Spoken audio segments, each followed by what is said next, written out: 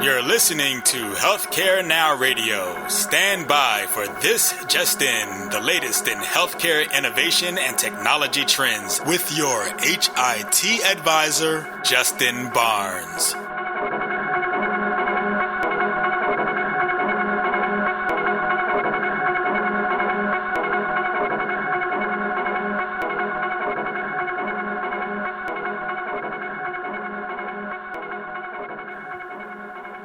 Thank you for tuning in, and welcome to This Just In. I'm your host, Justin Barnes. In these half-hour segments, I'll bring you the latest advancements in healthcare, strategy, innovation, and public policy. As always, we're broadcasting from the This Just In studios on the Business Radio X network, as well as the Healthcare Now radio network. And before we dive in with my special guest today, I want to take a moment and remind everyone that we'll be broadcasting live again the This Just In radio show from the HIMSS annual conference. HIMSS conference this year will be in Orlando, Florida, starting next month, February 20th.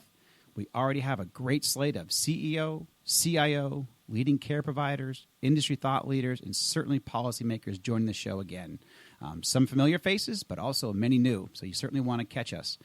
Much more to come from the HIMSS media team in the coming weeks, but we'll have our same two-day format, and again, we'll be broadcasting live from the HIMSS annual conference show floor, February 20th and 21st.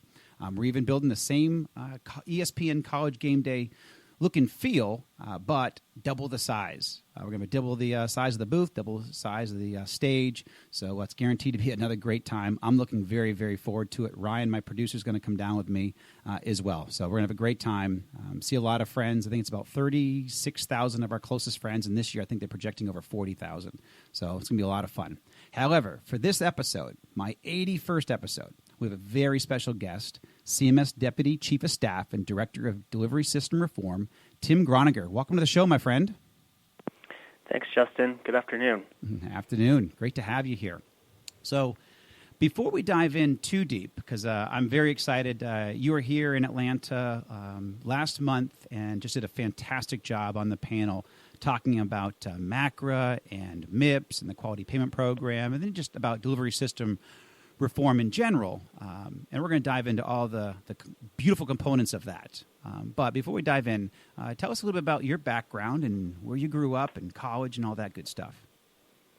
Sure. So I grew up in the suburbs of Kansas City in a small town called Olathe, Kansas, and I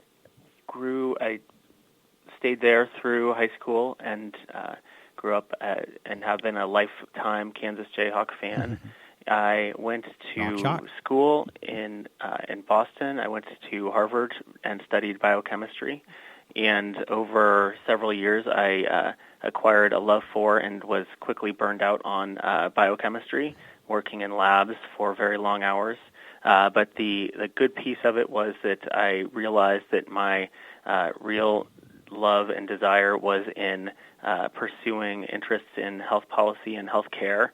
And after that, I went to graduate school after a little bit of time working as a healthcare consultant with pharmaceutical companies, actually.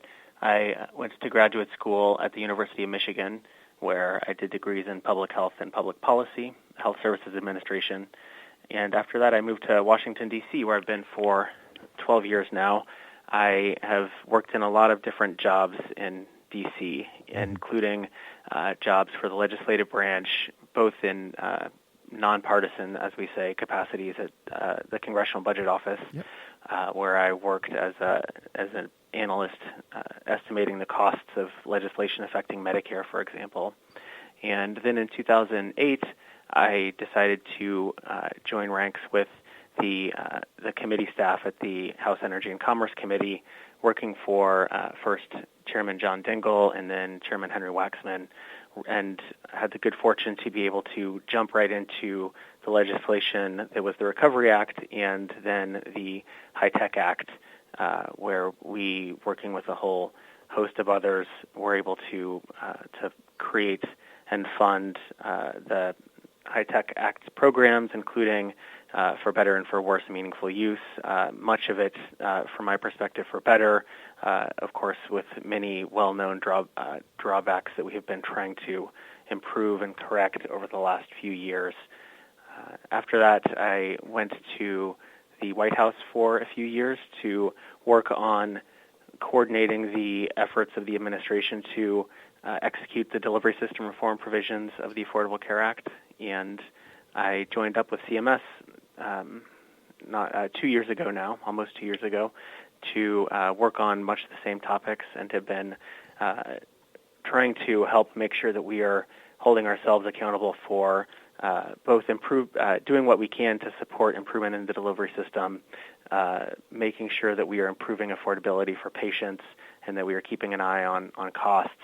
And also, as an important part of all of that work, making sure that the delivery system reform initiatives work and make sense for clinicians and healthcare systems in the country, that they take away burdens and that they make available more time for patient care, and don't just layer on reporting requirement after reporting requirement. Yeah. So that is a little bit of mix of my background and my work. But I have been here for 12 years. I work with some of the most amazing people in the world, and I consider myself a very lucky person through and through.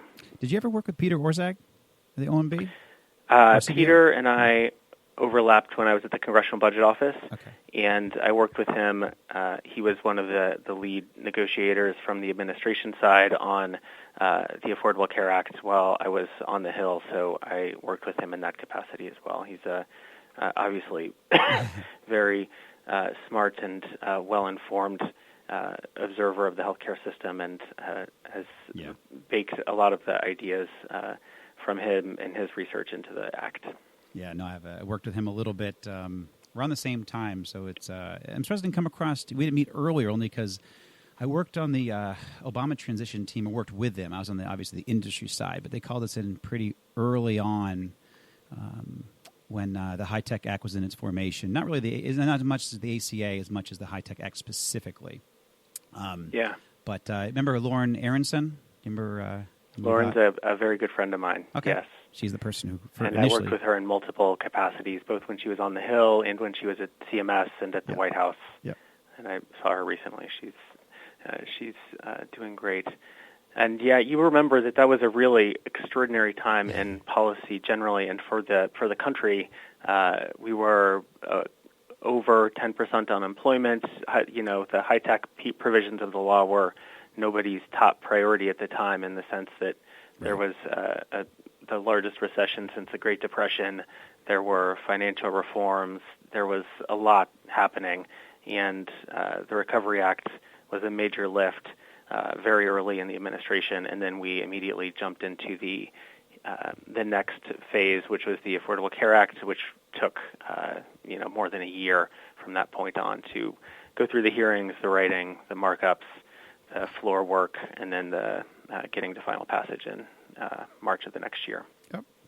So let's fast forward, because you've obviously been instrumental. How long have you been working on MACRA? Because I know a lot of my guests and listeners want to listen. So in the sense that most of my heavy-duty engagements and work with MACRA has been since it was passed, since I've been in the administration, during the work of MACRA itself.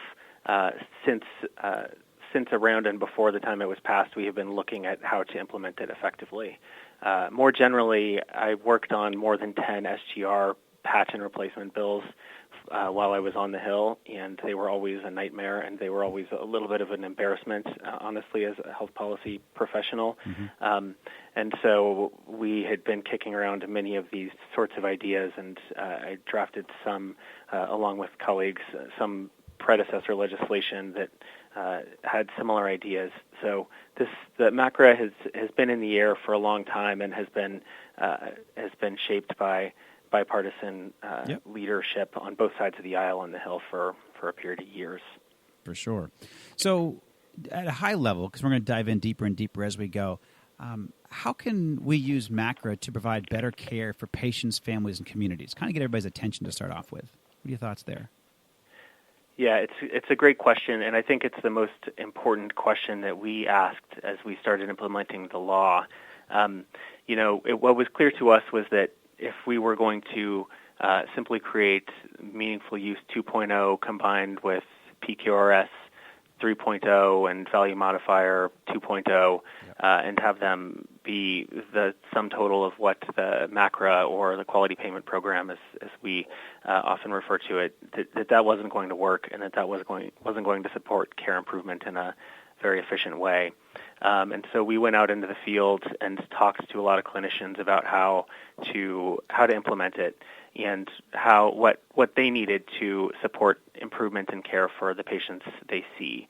And I think that the important dynamic here is that the payment system impacts care delivery in subtle and historically not helpful ways. The analogies are always around what sort of result would you get if you pay the carpenter by the inch for the size of your house. You'd probably get more house than you need, and in some cases would lead to structural problems. That has been a known problem in healthcare for a long time, and MACRA provides a framework for addressing it over time. And you probably have seen the New York Times article from yesterday about the Indiana University Hospital by Jonah Kessel. Mm-hmm. Really interesting and powerful piece that goes out and he observed for a week the work of this hospital. And this hospital is working on a project that we started last year along with hospitals across the country that reforms the way we pay for and support care for hip and knee replacements. Mm-hmm. We call it our joint care replacement model. And what you really see here, and you see variations of this in a lot of our alternative payment models, is a new focus on the outcomes that patients actually care about. In this case, it's care and results for a patient over an extended period of time, not just in the hospital setting. So the hospital leaders that they talked to are really clear that they were focusing on 90 days of care, which is a good measure, a good proxy for a patient's total experience of a joint replacement.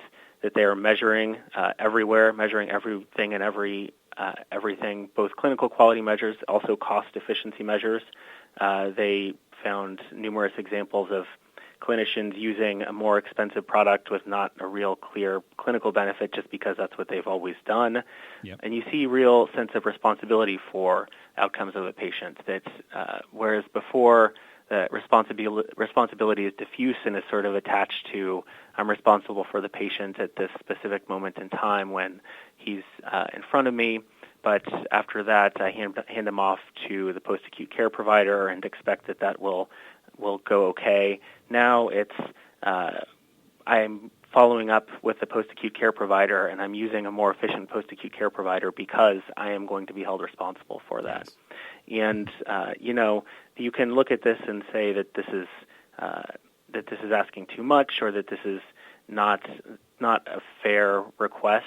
But what we've heard and what we've seen in many of our models is that this type of model supports the type of care that clinicians want to provide, that if we are providing payment based on total outcomes, whether it's for an episode or for a year, in the case of ACO models, for example, that allows clinicians to innovate and provide care in ways that are, say, not when the patient's directly in front of you. You don't have to bill for every single thing you do in this type of model in order to have financial viability. And, there are a lot of kinks to work out. I don't mean to say by any stretch of the imagination that everything is baked and everything is perfect. This is something that's going to take years and years to transition through and to get right. But I think that stories like this show that we've got a really good start on some promising new models. No, I agree. So knowing that we just closed the 60-day comment period that was open, do you see any changes coming from that final rule comment period? Yeah, so we are still looking through the comments that we've gotten, and we'll be, we need to do rulemaking in the next year for the entire program because some of the rules of the road haven't been set. We wanted to make sure we were getting a full set of input and feedback on the first year of the program, and so we took the somewhat unusual step of making it a final rule with comment period. Right. I don't have anything to announce on that front now, but we certainly will be trying to follow the same approach we've taken with the proposed rule, where we we underwent, as you know, extensive listening sessions. We met with more than 100,000 individuals through the proposed and final rulemaking process. We received more than 4,000 formal comment letters, and so we are going to continue to rely on extensive feedback, both for the formal process, but also we've been doing a lot more of just informal listening, of picking up the phone and calling clinicians who have reached out to us and asking, hey, what do you think about this dynamic? What do you think about this piece of the qpp.cms.gov website? Is there a clearer way we could say this? Are there materials that we need to get out? So that approach of, I think Andy has called it, Andy Slavitt, our acting administrator, has called it user-driven policymaking, is something that we will try to continue as much as possible. Yeah, no, and I certainly commend the administration, you and Andy and the whole team. You guys have done a great job reaching out to us in the community, listening to care providers, and just in trying to create the best policy possible. So I know a lot of people feel that way. So turn the corner a little bit here. It's a question that I've gotten from across my audiences, and certainly just me in general out there speaking on the rule and the policy. How would we or can we make this like a public-private initiatives versus only Medicare? I mean, I know there are some components to it, but we certainly want to get the private sector, the commercial payers, more involved. So, what are some of your thoughts there? Yeah, I think that it's really important that this not be a Medicare-only initiative, and by this I mean delivery system reform generally, or efforts to improve care. No clinician says, I'm going to provide this standard of care for Medicare patients and this standard of care for my Aetna patients and this standard of care for my state Medicaid patients. That's not the way that people think, and that's not the way anyone wants to deliver care.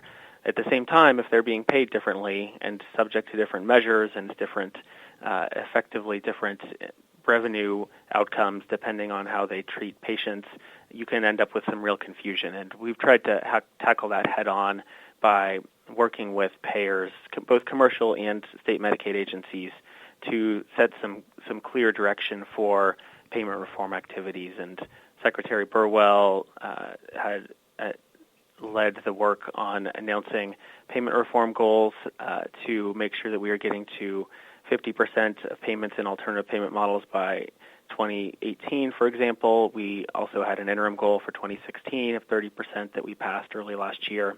And the goal here is not just to hit a number, but that to avoid the worst outcomes, which are the ones where you hear these a lot, actually, where we would have a pioneer ACO participant, for example, that had focused heavily on avoiding preventable readmissions and had found a number of patients where, say for heart failure, that they could be managed more effectively at home.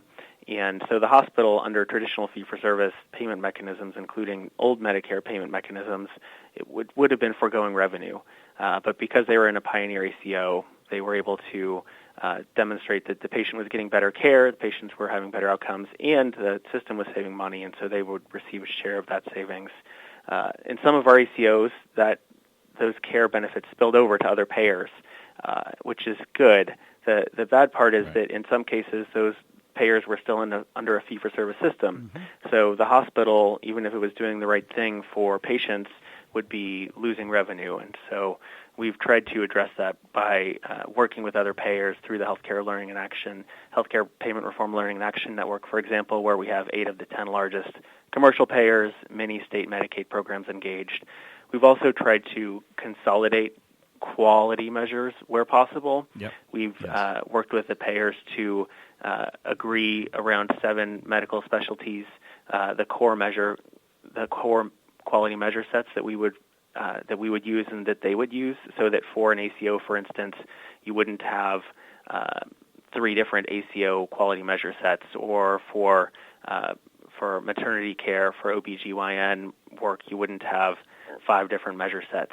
And we've also been engaged with the relevant medical specialty societies in that work. And so we want to see more and more of that, and continued streamlining of the measure reporting process, so that measures that are gathered are ones that patients actually care about and benefit from and are appropriate, that payers would be asking for accountability on them. Oh, that's excellent. And for those that may have joined us a little late, my guest today is Tim Gronniger, CMS Deputy Chief of Staff and Director of Delivery System Reform. So moving right along here, Tim, what are CMS? I applauded you on the panel that CMS has been fantastically flexible with clinicians, certainly for the first year, lowered the bar, lots of options when you get into quality measures. You get options. You have 55 to choose from if you're a family practitioner, 37 internal medicine, 20 for cardiology, 21 for ortho, 18 for ENT. I mean, just tons of flexibility. And also, when you want to participate in the program and start the program, tons of flexibility for the first performance year. But what about the second? I mean, any thoughts there on where this direction might go? I know that you can't project too far, but what are some of your thoughts, or at least your intent? Yeah, so like we discussed a little bit earlier, we want to continue to get input and get feedback on the best way to transition and follow the on-ramp for this program that is most practical and most effective for patients and for clinicians. And so we're using the final rule with comment period to do that. We anticipate that by the third year we will have a full year of reporting required for the program, and that the scoring standards will be based on the average or median performance as is required by the law in that year. Yeah. And so we want to be able to see the second year as a transition between the first year and that third year. We are still working through what we are going to be needing to do for the scoring standards and to make the reporting timing work. So I think that it's something that we are very much using the comments to get information on. We're going to be very interested in making sure that small practices are receiving appropriate accommodations. We are looking to make sure that we are opening as many advanced alternative payment models as possible, which is something that is really ramping up in the second year of the program in 2018.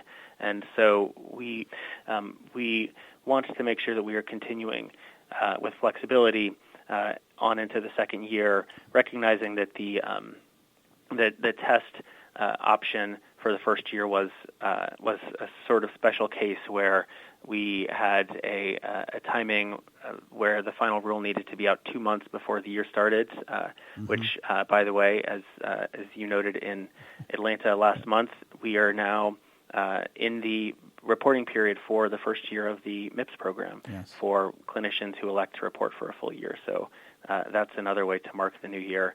But to conclude on your question, we think that we're going to continue to have a lot of options for participating in the program that are going to be suitable for clinicians in different types of practices. Excellent. So 2 quick questions left, but closing one on MACRA and MIPS.